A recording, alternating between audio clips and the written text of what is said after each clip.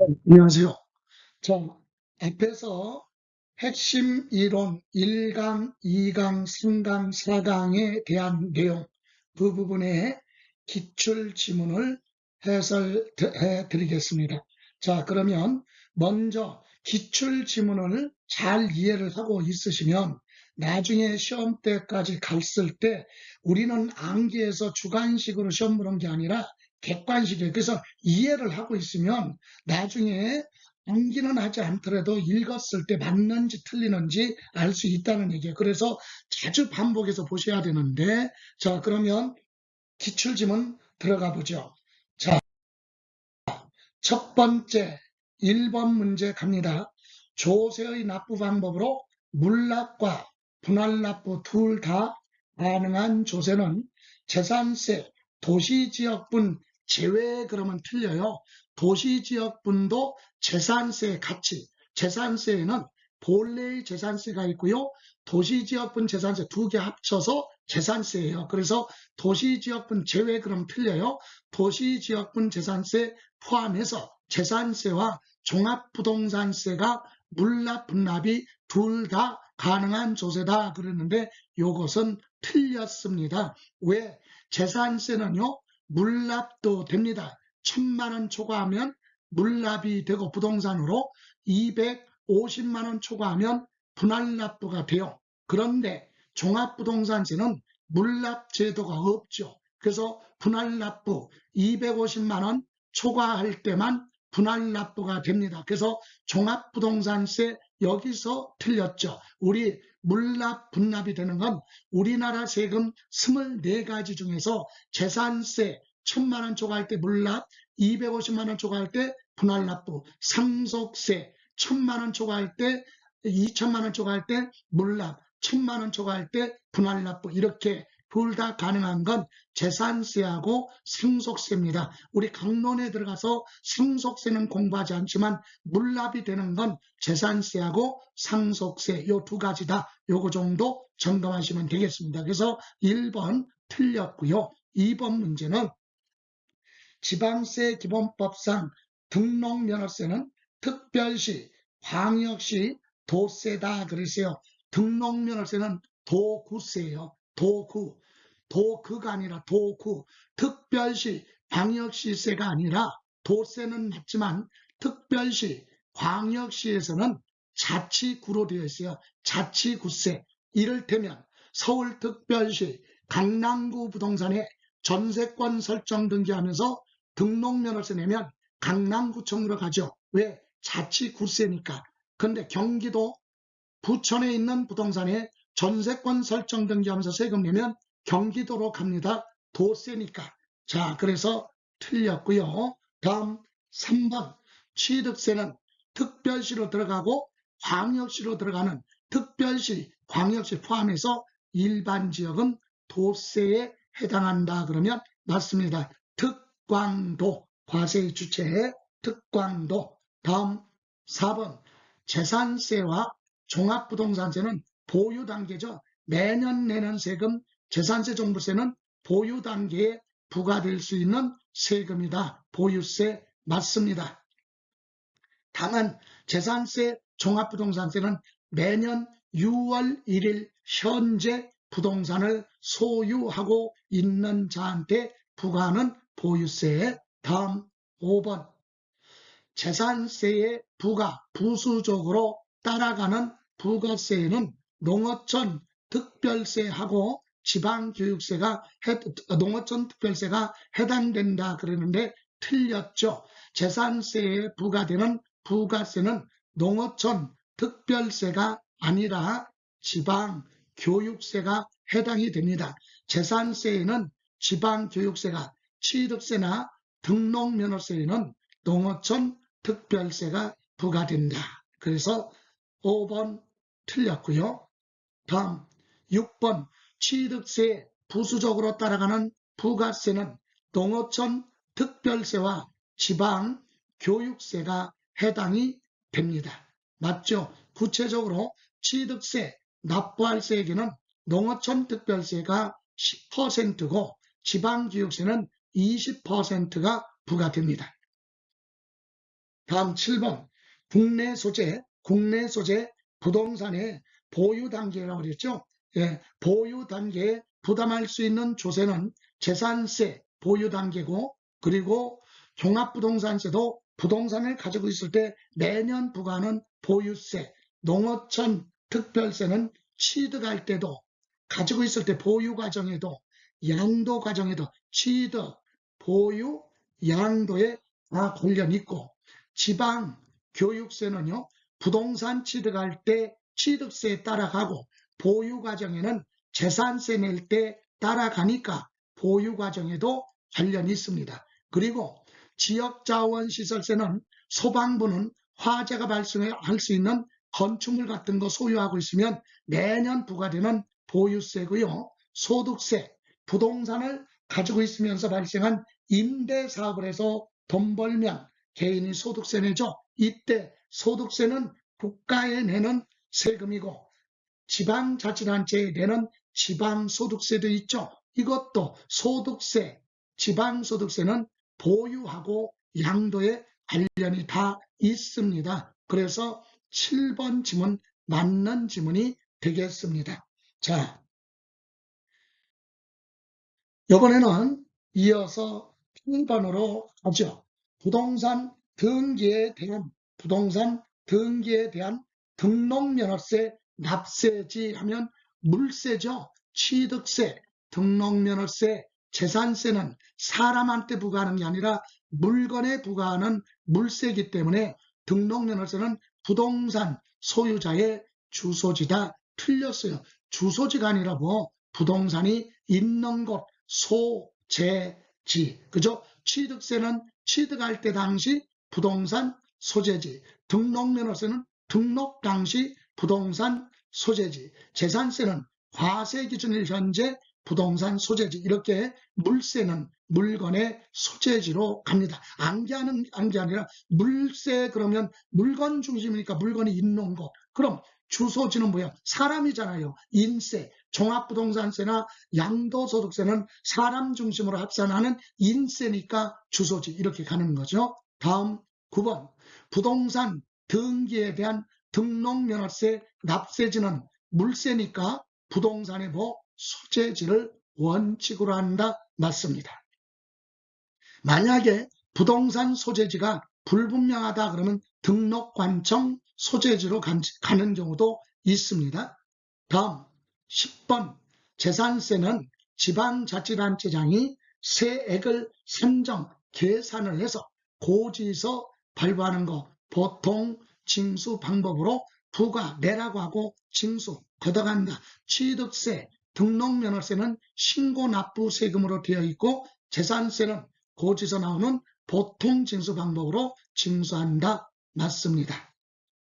다음 종합부동산세는 부과주의가 원칙이며, 즉 세무서장이 세액을 계산해서 납세 의무자한테 납부하라고 고지서 발부하는 부과주의가 원칙인데, 납세 의무자가 선택을 하면, 종부세는 특별히 이렇게 선택할 수 있어요. 선택을 하면 신고 납부도 가능하다 그러면 맞습니다. 참고로 이렇게 납세 의무자가 선택을 해서 신고하고 납부하겠다 이렇게 선택을 하면 부과주의 결정, 즉 고지서 발부한 건 없었던 걸로 보는 겁니다. 예, 그래서 맞습니다. 다음 12번 납세 잘한 세금에 관련된 모든 사람을 넓은 의미로 납세자라고 그래. 거기에는 세법에 따라 세금 내야 될 의무가 있는 사람, 납세 의무자, 자기 세금 내는 거죠. 납세 의무자, 거기에는 연대 납세 의무자도 있고 2차 납세 의무자, 납세 보증인 있죠. 이 사람들도 납세 의무자에 포함이 돼요. 그래서 납세 의무자와 특별징수 의무자, 지방세는요, 지방세를 지방자치단체 대신해서 징수 걷어다가 지방자치단체에 전달하는 사람을 특별징수 의무자라고 하는데, 내용은 맞는데 여기 가로 안에서 틀렸습니다. 납세 의무자에는 2차 납세 의무자, 연대 납세 의무자, 납세 보증인도 포함한다. 얘들도 납세 의무자 범위에 들어가요. 그래서 넓은 의미의 납세 의무자와 특별징수 의무자를 우리는 납세자, 국세에서는 원천징수 의무자 이렇게도 얘기를 하죠. 그래서 이 12번은 틀렸습니다. 13번 상속으로 인하여 단독주택을 상속인이 공동으로 뭐 받았어요?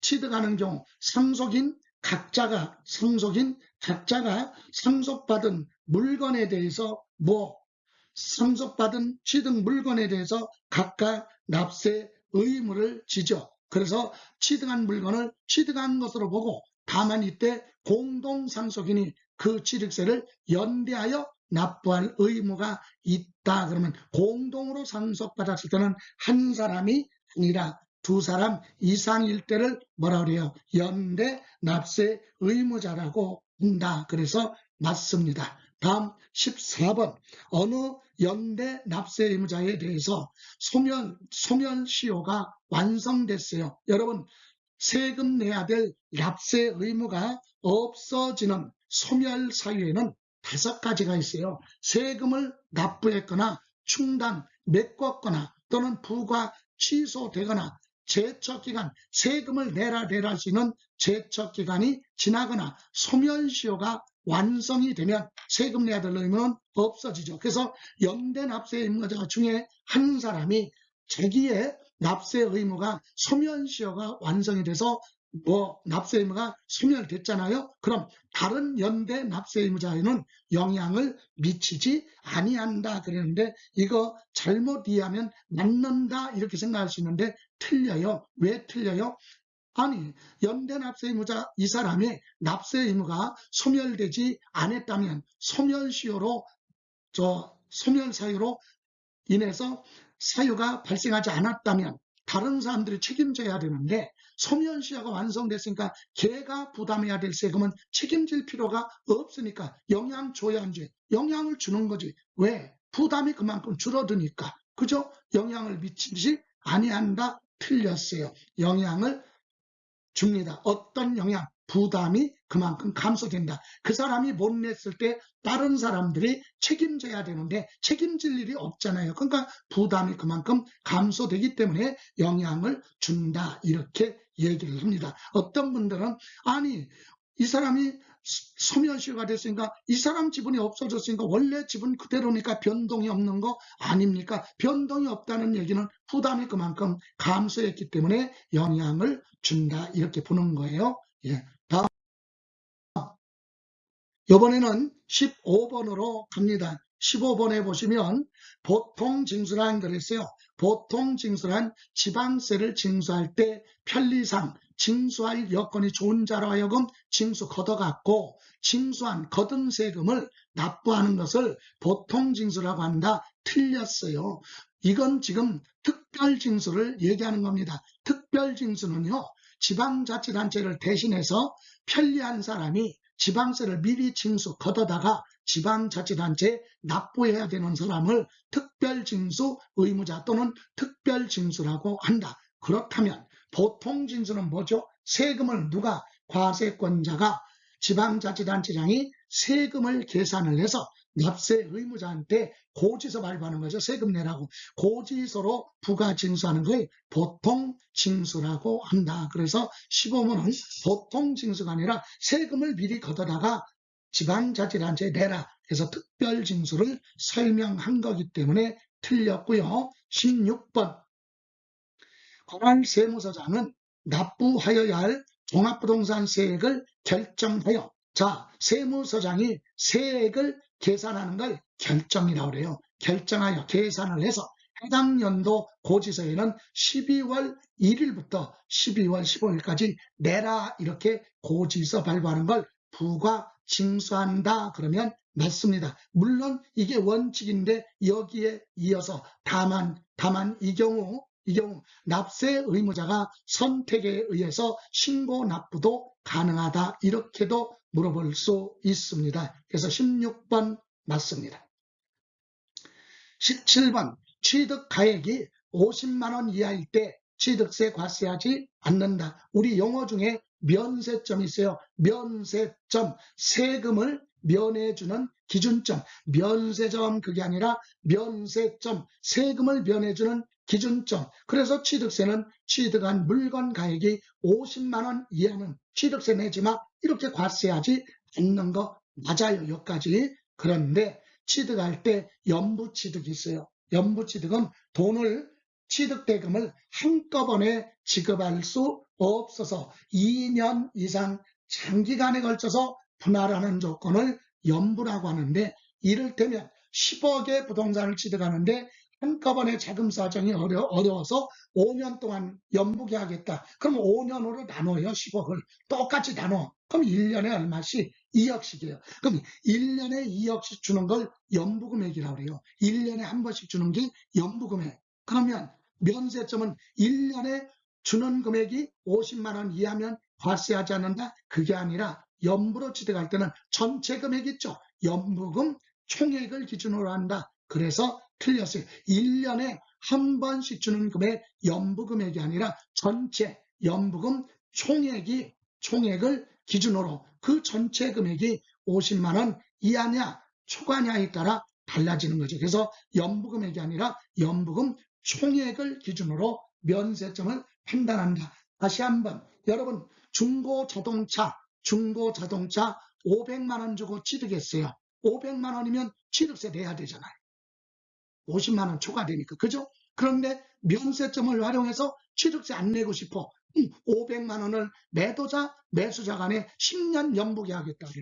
그럼 500만 원을 10년으로 나누면 1년에 50만 원씩이잖아요. 그럼 취득세 안 냅니까? 아니에요. 그래서 그럴까봐 연부취득은 연부금액이 아니라 전체 금액이 50만 원을 초과하면 그건 과세를 하고, 5년이면 5년 동안 합친 거, 10년이면 10년 동안 합친 전체 금액을 가지고 면세점을 판단하는 겁니다. 그래서 17번 틀렸네요. 예, 다음 18번 고지서 한 장당 재산세 징수할 세액이 2,000원 미만인 경우 재산세 징수하지 않는다. 세법은 그렇게 되어 있어요. 그럼 여기 2,000원 미만자가 안 붙었잖아요. 자, 숫자 뒤에 미만이나 이상이나 초과나 이하가 붙으면 법을 물어본 거, 법조문, 법률을 물어본 거고, 미만이나 이하, 초과 이런 게 안 붙으면은요, 사례를 얘기하는 거예요. 사례. 그러면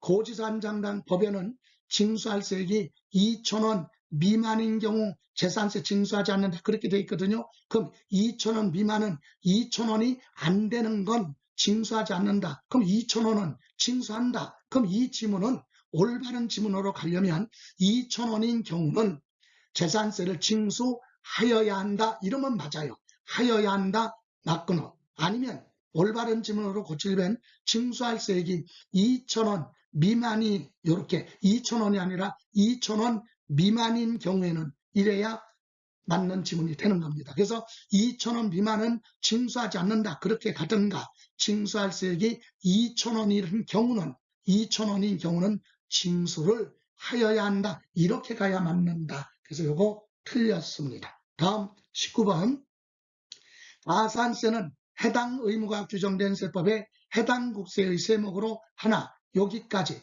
이 얘기는 무슨 말입니까? 가산세는 세금이거든요. 근데 그 세금은 국가가 가져가면 국세라고 하고, 지방자치단체로 들어가는 세금은 지방세라고 하는데, 가산세는 해당 의무가 규정된 세법에 해당 국세의 세목으로 하나, 해당 국세를 감면하는 경우 가산세는 감면 대상에 포함한다. 이 얘기는 국세를 위반해서 가산세가 붙으면 국가로 들어가는 국세의 세목으로 하고, 지방세법을 위반해서 가산세가 붙으면 지방세 세목으로 한다. 그 뜻이에요. 그래서 맞고, 다만 가산세 적용할 때 감면이 있으면 감면 부분은 제외하고 나머지 감면 대상은 포함하지 않고 원래 세금에 가산세가 붙는 겁니다. 그래서 이 지문은 틀렸고, 가산세는 감면 대상에서 뭐한다? 포함하지 않는다 또는 제외한다. 그죠? 이렇게 해서 19번 틀렸습니다. 이해가 안 가는 부분은 기본 이론 다시 한번, 아니면 자료 준 그거 다시 한번 점검하시기 바랍니다. 여러 번 공부해서 혹시 작년에 실패하셨던 분들은 집중력이 떨어져요. 그래서 이런 지문 위주로 가고 암기 중심으로 가는데, 아니 1년 동안 제가 제일 좀 거부하는 것이 1년 동안 시험을 준비하는데 암기로 간다고요? 말도 안 되는 얘기. 기본 이론이 중요하다. 일부 선생님들이 인기도를 얻기 위해서 뭐 암기식으로 하는데 그 암기하는 게 더 어려워. 이해도 안 가고. 그리고 지문이 똑같이 나오는 게 아니잖아요. 그래서 반드시 이해를 하셔야 된다는 거. 다음 20번 납세 의무자가 법정신고 기한까지 소득세, 과세표준 신고를 한 경우로서 과소 신고 납부했다면 과소신고세액의 100분의 10에 상당한 금액을 가산세로 한다. 그러면 맞죠? 법정신고 기한까지 신고를 했는데 부족하게 신고했어요. 그럼 과소신고 납부세액의 100분의 10에 해당하는 금액으로 갑니다. 물론 여기에서 사기, 기타 부정한 행위로 과소신고했다. 사기, 기타 부정한 행위로 과소신고, 부정자가 붙으면 100분의 40으로 갑니다. 그러나 부정한 방법이란 단서가 없으니까 100분의 10이 맞습니다. 자, 이렇게 해서 맞는 지문이 됐고요. 다음 이번에는 21번 무신고 가로 안에 우리가 사기냐 아니냐를 판단하는 게 아니라 이렇게 지문에 같이 주어져요. 뭐라고? 무신고 가산세인데 사기나 그 밖에 부정한 행위로 신고를 안 했다 이 얘기잖아요. 그럼 부정자가 붙었잖아요. 부정한 방법. 그러면 100분의 얼마? 40이에요. 그래서 요거 틀렸네요. 100분의 40. 부정한 행위란 말이 없으면 100분의 20이 맞죠. 다음 22번 법정신고 기한이 지나고 1개월 이내 기한 후 신고를 한 경우, 여러분 신고 기한 내 법에서 정의는 법정신고 기한 내 신고를 성실하게 안 하면 무신고 가산세가 붙어요. 그런데 신고를 안 했어도 신고 기한 지나고 6개월 안에 기한 후 신고를 하면 무신고 가산세를 감면해 주는데 빨리 신고하면 많이. 그래서 신고 기한 지나고 구체적으로 1개월 이내 기한 후 신고하면 50%를 감면해주고 1개월 초과 3개월 이내 기한 후 신고가 들어오면 30%를 감면해주고 3개월 초과 6개월이라는 기간 안에 늦게 기한 후 신고가 들어오면 20%. 그래서 공제해주는데 지금은 1개월 이내 기한 후 신고 한 달 안에 바로 들어왔으니까 무신고 가산세 적용한 거에 절반을 깎아주겠다. 맞습니다. 다음 23번 국세기본법상 납부지연 가산세는 납부하지 않은 세액의 100분의 20에 상당한 금액으로 한다. 틀렸죠. 납부지연 가산세는 미납부세액이죠. 납부하지 않은 세액에 곱하기 1일 계산이야. 1일에 10만 분의 얼마? 22. 10만 분의 22. 비율로 얘기하면 0.022% 일수 계산이요. 하루에 이렇게 적용합니다. 그래서 틀렸네요. 다음 24번으로 갑니다. 지방세를 납세 고지서상 납부 기한까지 완납하지 않았다면 납세 고지서 나왔는데 고지서의 마지막 날 납부 기한까지 납부하지 않았으면 납부 기한 지난 날부터 체납된 지방세 안 낸 세금의 3%의 가산금을 적용한다. 틀렸어요. 자, 작년 2023년까지는 가산금이었는데 2024년서부터 가산금이라는 명칭이 없어지고 가산세로 갑니다. 구체적으로 고지서 받고 기한 내 납부하지 않았으면 납부지연 가산세죠. 가산세 3% 붙습니다.